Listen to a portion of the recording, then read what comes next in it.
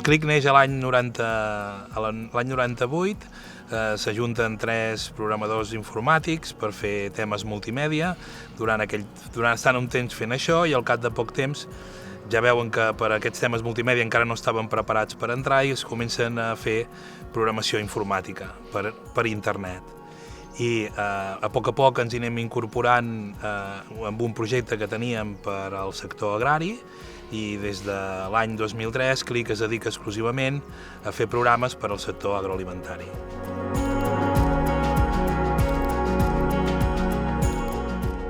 El software que desenvolupem aquí a CLIC el que fa és ajudar a la traçabilitat en quant a la traçabilitat alimentària dels productes de camp, al qual un assessor genera unes recomanacions o uns avisos en aquests pagesos i les explotacions agràries doncs, després apliquen aquests tractaments i aquestes notícies que reben a través del nostre programa i els facilita a passar a les inspeccions de govern de camp. Si vols ser amo de la teva feina com som nosaltres, que som amos de la nostra feina, doncs crec que és important poder decidir i poder compartir amb els altres.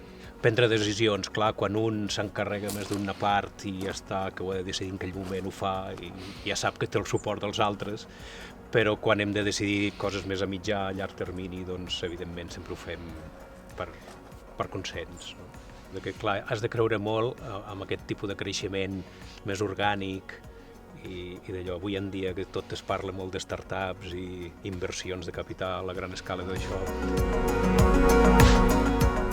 Ens definim com artesans informàtics. Nosaltres no som una factoria d'informàtics que fem programes informàtics i tal. Nosaltres fem una artesania del software, fem eines molt i molt a mides, molt i molt adaptades a l'usuari que l'ha de fer servir.